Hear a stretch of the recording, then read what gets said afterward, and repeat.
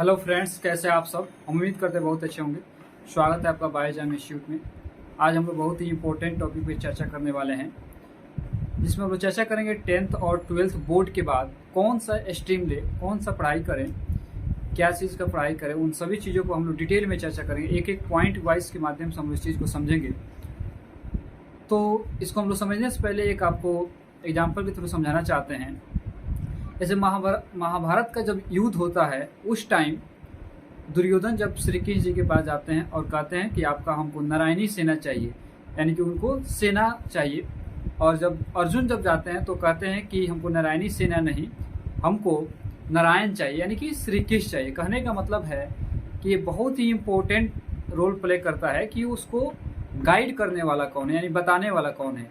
हमको अक्सर क्या होता है कि हम लोग 10th और 12th बोर्ड के बाद जो हमारे गार्जियन, हमारे फ्रेंड्स, हमारे आसपास के जो लोग रहते हैं, वो जो बताते हैं वो हम लोग करने चल जाते हैं, या वो चीज़ को हम लेकर पढ़ाई करते हैं।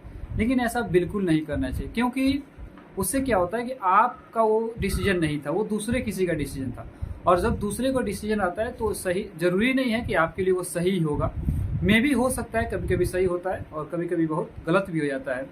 तो ये आपको डिसाइड करना है कि आपको क्या करना है और क्या नहीं करना है। तो कैसे डिसाइड करेंगे, उन्हीं सभी डिसाइड करने के लिए हम लोग कुछ पॉइंट वाइज कुछ बातें करेंगे, जिससे हमको ये क्लियर होगा कि हमको क्या करना चाहिए और क्या नहीं करना चाहिए। तो सबसे पहला चीज़ है, मान लीजिए आपको मेन स्ट्रीम जो होता है, साइंस होता है, आर्ट्स होता है, कॉमर्स होता है। 10th के बाद अगर आप करना चाहते हैं तो उसमें जा सकते हैं। ये ज़्यादातर लोग इसी को जानते हैं। लेकिन आज बदलती दुनिया में, बदलते माहौल में, ये बदलती स्किल की दुनिया में आज आप लोग आसपास अपने देख रहे होंगे कि जो पढ़ने लिखने वाले जो ज़्यादा लोग होते हैं वो कहीं ना कहीं फेल होते जा रहे हैं, यानी कि उनको जॉब नहीं मिल रहा है। दिन पर दिन बेरोजगारी बढ़ती जा रही है। उसकी वजह से क्या हो रहा है कि हम लोग ज़्यादा टेंशन में और परेशान रहते हैं, और यही नतीजा होता है कि गलत डिसीजन लेने के कारण ही होता है। हम लोग को ऐसा क्या करना चाहिए कि आज के समय में जैसे ये दुनिया मांग रही है स्किल, जैसे जो काम से हमको पैसा और हमको जिस काम में मन भी लगे, यानी कि वो चीज़ हमको करना चाहिए जिसमें हमको मन लगे और हमसे जीवन यापन के लिए पैसा भी है, वो चीज़ को हम लोग करना चाहिए। उन सारी चीज़ों को ध्यान में रखते हुए हम लोग पॉइंट वाइज इस चीज़ को डिस्कस करने का कोशिश कर रहे हैं। ऐसे क्या होता है कि बहुत सारे कोर्स होते हैं, वोकेशनल कोर्स होते हैं। 10th और 12th के बाद प्रोफेशनल कोर्स होते हैं, डिजाइनिंग होता है, अलग अलग तरह का कोर्स होता है। आप उसको देख सकते हैं और उस पर भी विचार कर सकते हैं। उसके बाद से आप क्या कर सकते हैं कि जैसे कि जो जहाँ पर भी आप पढ़ाई करते हैं या जिससे भी आप सीखते हैं, वहाँ आप अपने टीचर से भी इसके बारे में डिस्कस कर सकते हैं कि हम क्या करें या क्या ना करें। कभी कभी क्या होता है कि वो टीचर ही भी गलत हो जाते हैं, क्योंकि उनके टाइम में जो चीज़ें थी वो अपने अनुसार बताते हैं। तो हमको क्या करना है कि जो हमसे रिलेटेड जो लोग हैं, यानी कि अभी के समय में जो भी लोग काम कर रहे हैं, या जो भी आपके सीनियर होंगे, आपके भाई होंगे, आपके जो भी होंगे बड़े होंगे, उनसे आप डिस्कस कर सकते हैं, ट्रायल ले सकते हैं, आप उनसे चर्चा कर सकते हैं कि क्या चीज़ हमको चाहिए, क्या चीज़ नहीं चाहिए। उस पर भी आप इस पर डिस्कस कर सकते हैं। उसके बाद से आप वोकेशनल कोर्स के नाम सुने होंगे। वोकेशनल कोर्स क्या होता है, इसे 10th करने के बाद आप कोई भी प्रोफेशनल कोर्स अगर आप करते हैं, उसी को हम लोग वोकेशनल कोर्स कहते हैं। प्रोफेशनल कोर्स कहने का मतलब उसको करने के बाद आपको कहीं पे एज ए आप प्रोफेशनलिस्ट आप वहाँ पे काम कर सकते हैं। बहुत सारे कोर्स उसके अंदर होते हैं, जैसे फैशन होता है, लैंग्वेज होता है, इंटीरियर डिजाइनिंग होता है, कंप्यूटर स्किल होता है। यानी कि जो आज की जो दुनिया है उसमें आपके थ्योरी बेस की बात नहीं की जाती है, आपके स्किल की बात की जाती है। यानी कि आपको कौन से काम आता है उस पर ज़्यादा फोकस किया जाता है आज के समय में। हम लोग क्या करते हैं कि हमेशा थ्योरी पढ़ते हैं, उससे कोई फायदा होता नहीं है। उसके बाद से कहा जाता है कि सुनो सबकी और करो मन की।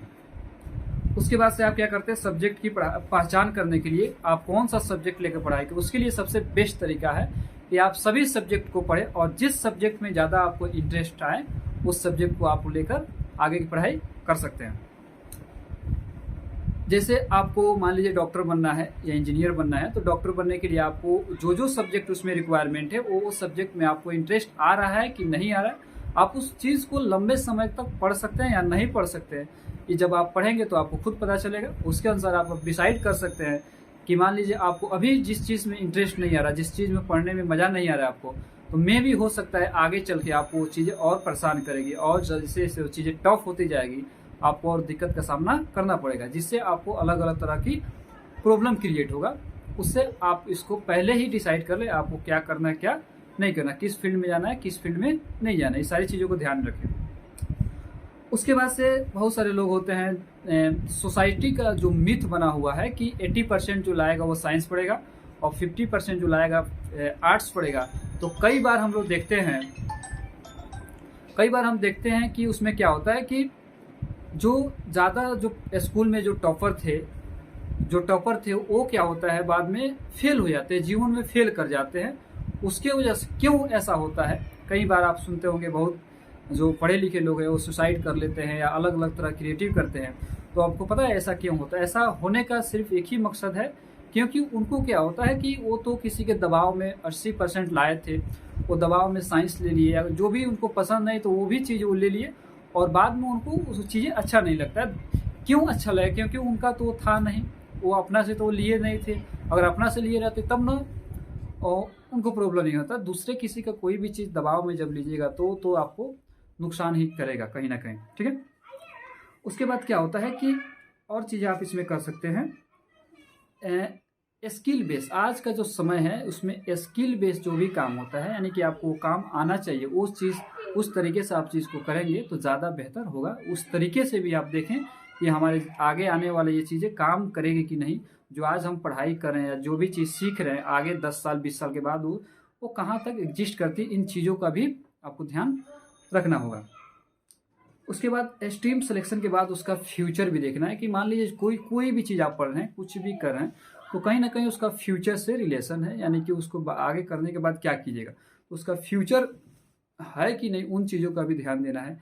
ऐसा तो नहीं है कि 10 साल बाद जो भी आप पढ़ रहे हैं, 20 साल बाद जो भी पढ़ रहे हैं वो चीज़ें खत्म हो जाए, वो काम ही ना कोई रिलेवेंट ही ना रहे, वो आपके यूज में ही ना है। तो ऐसा करने से बचे। यानी कहने का ओवरऑल मतलब ये है हमारे ये सारी बातों का कि जो भी चीज़ पढ़ें, जो भी चीज़ करें, तो उन सभी चीज़ों को ध्यान में रखें कि आपको वो चीज़ें इंटरेस्ट आ रही है कि नहीं और आपको वो चीज़ें समझ में आ रही है कि नहीं।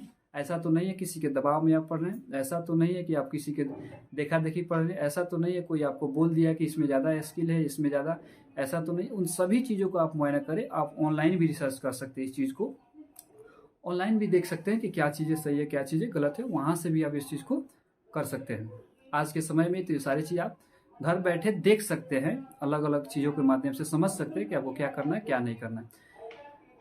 एक बात ध्यान रखें कि लाइफ कैरियर का मतलब जो भी हम चीज़ चूज करते हैं, जो भी चीज़ हम पाना चाहते हैं, कहीं ना कहीं हमारे हैप्पी से जुड़ा रहता है। हम चाहते हैं कि खुश हो इस चीज़ को करके, लेकिन क्या होता है कि अगर हम वो चीज़ नहीं करेंगे जो हम चाहते हैं तो हम कहीं ना कहीं हम दुखी रहेंगे। जब दुखी रहेंगे तो कैरियर का हमको नहीं लगता है कि कहीं से वो चीज़ें सही है, उसको नहीं करना चाहिए। एक बात हमेशा ध्यान रखिए कि कैरियर में ज़िंदगी नहीं है, ज़िंदगी में कैरियर है। क्या चीज़ है, एक बार और ध्यान दीजिएगा, कैरियर में ज़िंदगी नहीं है, ज़िंदगी में कैरियर है। यानी कहने का मतलब कैरियर में आपका ज़िंदगी नहीं है, ज़िंदगी में क्या है कैरियर, पहले ज़िंदगी है